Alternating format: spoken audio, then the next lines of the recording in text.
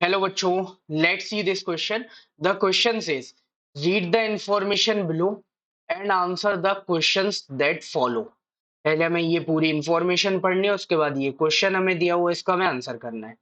No society can fully and permanently resolve conflicts among different groups, but we can certainly learn to respect these differences and evolve mechanisms to negotiate the differences.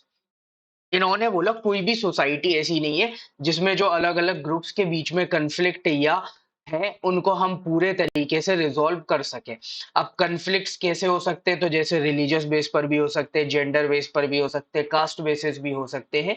तो इनको हम पूरे तरीके से खत्म नहीं कर सकते। लेकिन अगर हम इन कॉन्फ्लिक्ट्स को रिस्पेक्ट करने लगे या फिर एक मैकेनिज्म डेवलप करें कि कैसे इन डिफरेंसेस को हम सॉल्व कर सकते हैं तो ये एक बेटर वे होगा जिसमें हम प्रॉब्लम को थोड़ा सॉर्ट आउट कर सकते हैं।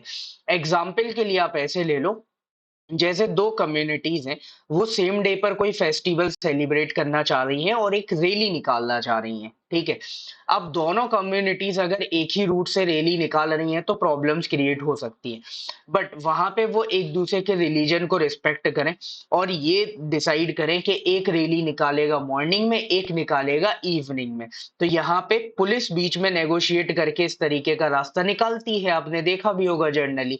तो नेगोशिएट आपने किया, वहां पे दो टाइमिंग्स दी गई, एक को मॉर्निंग की, एक को इवनिंग की। अब दोनों उन टाइमिंग्स पर तैयार हो रहे हैं, तो उसको हमने क्या देखा कि वो एक दूसरे को रिस्पेक्ट कर रहे हैं। लेकिन अगर दोनों कोई एक जिद करके बैठ जाए कि नहीं हमें तो मॉर्निंग में ही निकालना है, तो मतलब आप वो जो डिफरेंसेस हैं उनको रिस्पेक्ट नहीं कर रहे हो। लेकिन दोनों एग्री होते हैं, मतलब एक दूसरे के डिफरेंसेस को रिस्पेक्ट कर रहे हैं। Democracy is the best suited to produce this outcome. अब ये चीज लेकिन कहाँ हो सकती है? डेमोक्रेसी में, क्योंकि मोनार्की रहेगी तो वहां पे तो राजा फिर सुनेगा ही नहीं, वो सीधा बंद कर देगा, ठीक है। उसको जो पसंद आ रहा होगा वो उसको करेगा, बाकी दूसरे वाले को रैली निकालने को ही मना कर देगा। Non-democratic regimes often turn a blind eye or suppress internal social differences. अब नॉन डेमोक्रेटिक रिजीम्स क्या होती हैं? या तो उस पर आंख बंद कर लेती है, उस पर कोई डिसीजन नहीं लेती, या फिर जैसे मैंने बताया कि जो उसको पसंद होगा वो उसको करेंगे, बाकी को मना कर देंगे, ठीक है। तो उसको पूरे तरीके से सप्रेस कर देंगे।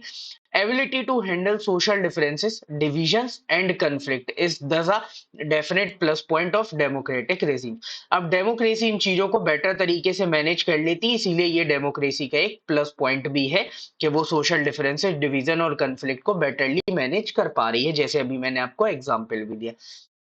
So the question is, what kind of government do not pay attention to the social differences? कौन सी सरकार है जो यहाँ पे सोशल डिफरेंसेस पे कोई अटेंशन नहीं देती? तो हमने देखा जो नॉन डेमोक्रेटिक रिजीम्स हैं वो यहाँ पे सोशल डिफरेंसेस पर अटेंशन नहीं देती। So final answer will be non democratic regimes do not pay attention to social differences.